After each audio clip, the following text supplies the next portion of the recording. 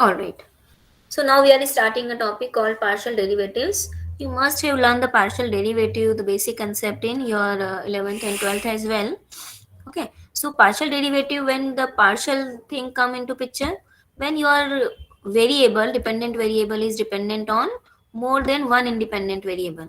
अगर एक ही independent variable है तब तो रेट ऑफ चेंज जो है इसकी with respect to only one variable होगा. So the derivative will be the total rate of change. Okay, because derivative tells you the rate of change. अब अगर दो वेरिएबल आ गए हैं, दो इंडिपेंडेंट वेरिएबल है which can be change independently and their change will effect the z, the dependent variable value, तो फिर क्या होगा? You can fix one variable, one independent variable fix, other के रिस्पेक्ट में चेंज देख सकते हो ना, इसको फिक्स करके, या फिर आप इसको x को फिक्स करके y के रिस्पेक्ट में चेंज देख सकते हो, या दोनों को एक साथ चेंज करके भी z का चेंज देख सकते हो. ठीक है, तो there will be partial derivative and there will be total derivative. जैसे आपने एक फिजिक्स में प्रैक्टिकल देखा होगा, प्रेशर, टेम्परेचर, वॉल्यूम वाला. Okay, so three things, although in that all three are dependent on each other. तो एक को फिक्स कर दिया, दूसरे को चेंज किया, तीसरे का रेट ऑफ चेंज निकाल लिया. ओके, सो जैसे ये है आपका volume, pressure and temperature, the same example as I am discussing. ठीक है, अब आपका, क्योंकि एक एग्जाम्पल से भी आपको बता दिया कि there may be the cases where you are interested in finding the rate of change of Z only with respect to X. So Y को फिक्स कर दो या वाई को कांस्टेंट मान लो, and rate of change only with respect to X निकाल लो. This is called partial derivative. Okay, of Z with respect to X, क्योंकि हम पार्शियल रेट ऑफ चेंज ही देख रहे हैं, वाई को फिक्स कर रहे हैं. So the expression of the rate of change or this partial derivative is del z by del x. So earlier we have d by dx, now we have del by del x. So जब del use किया आपने तो it means what? It is partial rate of change, partial derivative. Okay. So this is one concept, rate of change. Second concept is, because you know also that dy by dx is called the slope of the tangent. So here also the partial derivative are related with the slope of the tangent. तो अब ये क्या बता रहा है आपको? अगर आपका z है फंक्शन ऑफ टू वेरिएबल्स, ये डेफिनेशन को ध्यान से देखना, this will be used in questions as well, that if z is a function of x and y and x naught y naught is any point in the domain. Okay, so आप क्या कर रहे हो, अगर आप derivative निकाल रहे हो, okay this is the first definition only. So अगर आप डेरिवेटिव निकाल रहे हो तो आप क्या कर रहे हो, basically F X, this is written as F X, limit of H going to zero, only X में change, keeping Y fix. So F of X nought plus H nought Y nought minus F of X nought Y nought divided by H. And similarly अगर आप F Y निकाल रहे हो तो आप Y को change करोगे and keeping your x not same. Now this gives you what? This gives you the slope of tangent in the plane y is equals to y naught. Okay, so the slope of tangent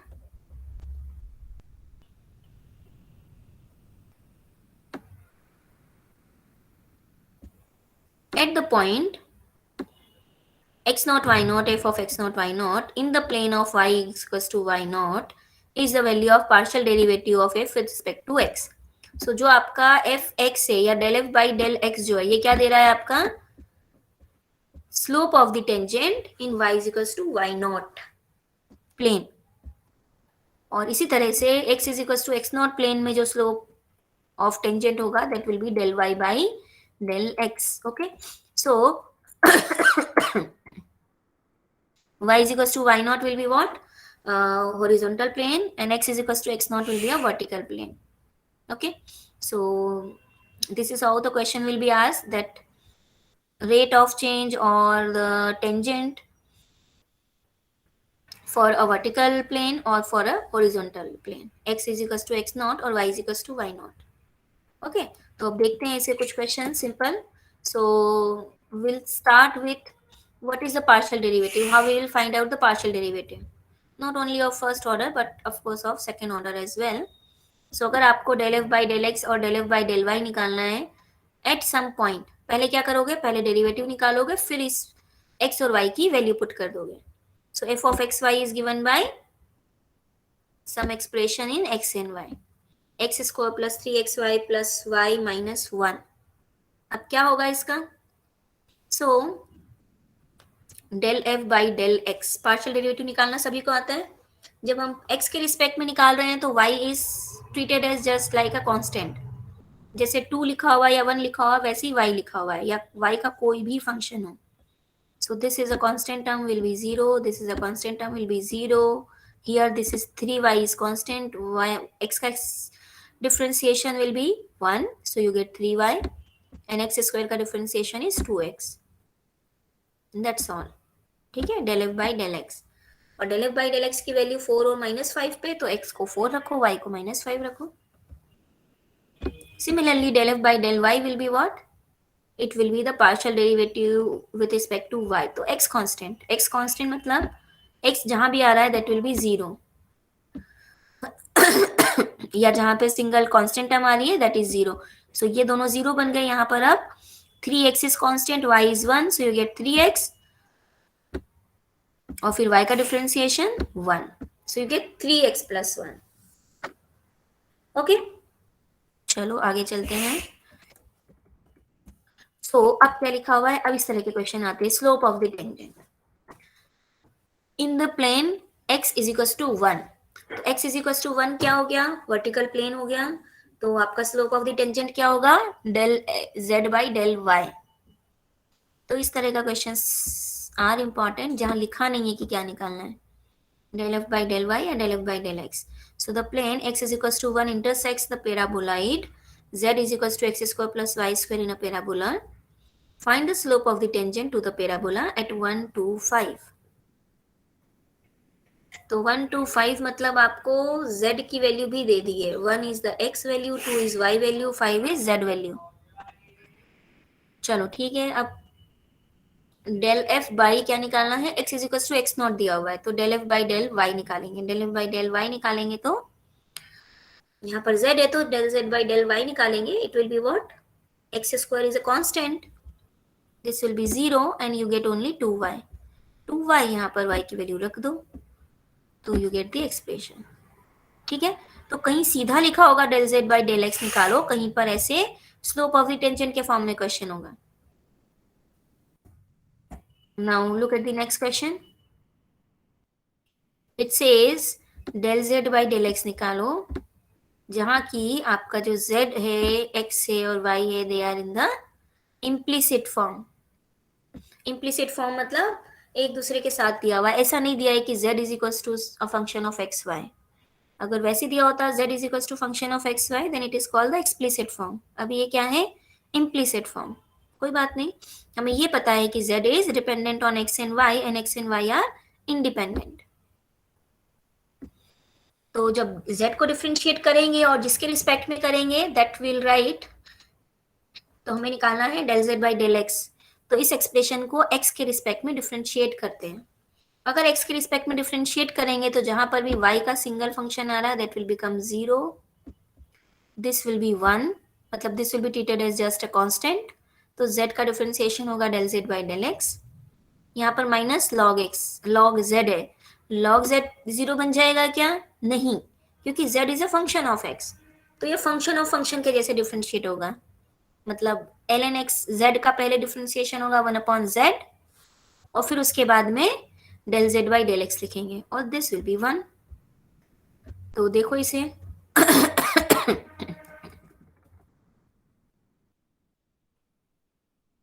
this is y del z by del x minus 1/x del z by del x is equal to 1।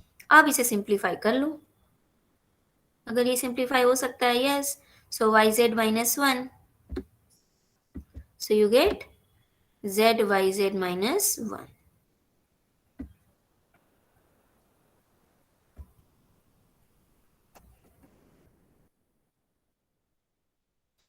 अब अगर आपसे y direction में बोला हुआ है तो क्या करना है आपको? y डायरेक्शन में बोला है अगर आपको स्लोप निकालने के लिए, सो y डायरेक्शन का स्लोप होगा del z by del y। तो find the slope of the sphere in the direction y, the direction and at the points, 2 points पे आपको स्लोप निकालना है।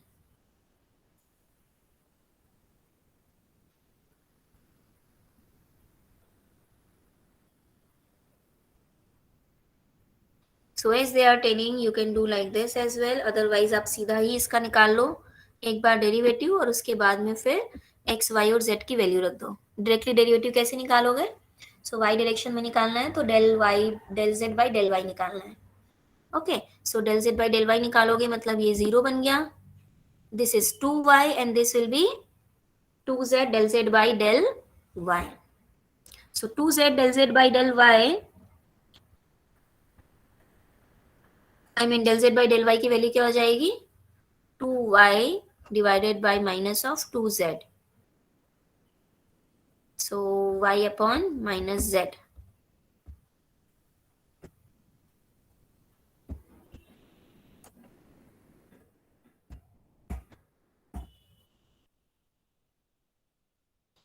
तो जब आप पहला पॉइंट रखोगे यू गेट -1/2, सेकेंड पॉइंट रखोगे you get 1/2, because you get 1/3 divided by 2/3, -1/3 divided by 2/3. All right, so ये जैसे किया है. Now hope this is clear to everyone. तो इसके बाद आगे आपको अगर सेकेंड ऑर्डर डेरिवेटिव भी निकालना पड़े, that means also same, whatever it is a function of x or it is a function of y, but you have to differentiate. If you have to differentiate partially, then the other variable will always be treated as constant. Okay, बस एक चीज को याद रखना है. तो चाहे del two F by del X square है, आपका ये क्या बन गया? Del two F by del X square. This will be आपका del F by del X का del by del X F X X, then it is fyy. So fxy and fyx. So usually if x and y and the function itself is continuous function, so the f जो second order derivative है ना ये वाला f x y is equal to f y x, ये आ जाता है equal. But अगर ये कंटिन्यूस नहीं है तो फिर ये दोनों एक्सप्रेशन का डिफरेंट मीनिंग भी हो सकता है. तो जो आपको बोला हुआ है आपको वही करना है, और अगर आपके पॉलिनोमियल्स हैं तो कोई प्रॉब्लम नहीं है. सेकेंड ऑर्डर डेरिवेटिव कितने होंगे? 3. One will be F X x, second will be fyy, and third will be fxy, which is equal to fyx.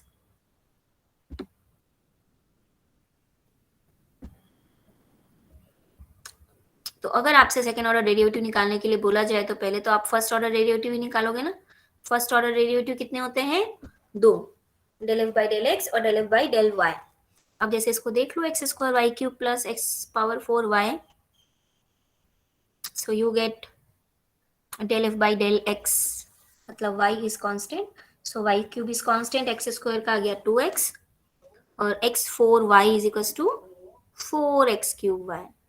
Okay, अब del 2f by del x square निकालना है तो क्या होगा? इसको फिर से डिफरेंशिएट करोगे तो you will get 2y square.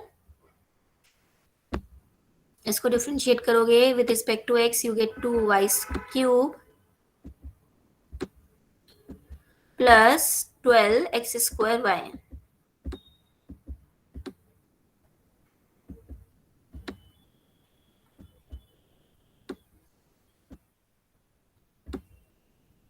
Okay, so this is del 2f by del x square. फिर उसके बाद में del F by del y जैसे निकाला, del 2f by del y square निकालोगे, और डेल ऑफ एक्स वाई जो है आप इससे भी निकाल सकते हैं और इससे भी निकाल सकते हैं. अगर आपने ठीक किया है तो दोनों से आपका आंसर सेम आएगा. तो अगर पहले से del F by del x से अगर आप del 2f by del y square निकालते हो तो क्या आएगा? now 2x is constant, तो y क्यूब का किया differentiation, so you get 3 outside, that is 6. 2 into 3 becomes 6, so 6xy square plus y का किया डिफरेंशिएशन तो you gate 4x cube.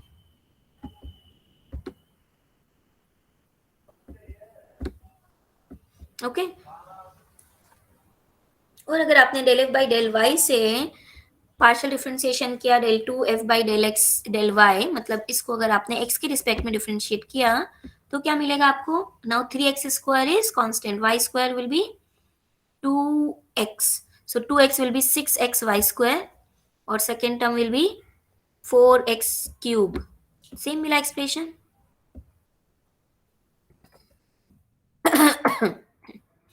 You can keep on doing like this, है ना, जो भी आपसे बोला हुआ है। जैसे एक एक्सप्रेशन है सिंपल सा, very very simple, that you to find out the third order derivative x y y, दो बार वाई के रिस्पेक्ट में, एक बार एक्स के रिस्पेक्ट में। तो मतलब del two upon del y square, पहले एक्स के रिस्पेक्ट में कर लिया डिफ्रेंसिएशन, सो एक्स के रिस्पेक्ट में डिफ्रेंसिएशन किया तो you get only 2y x square, x के रिस्पेक्ट में किया तो you get y square e power x plus 0, फिर उसके बाद y के रिस्पेक्ट में किया तो 2y पावर x, और फिर से y के रिस्पेक्ट में किया तो 2e power x, so you get 2e power x. Okay, so now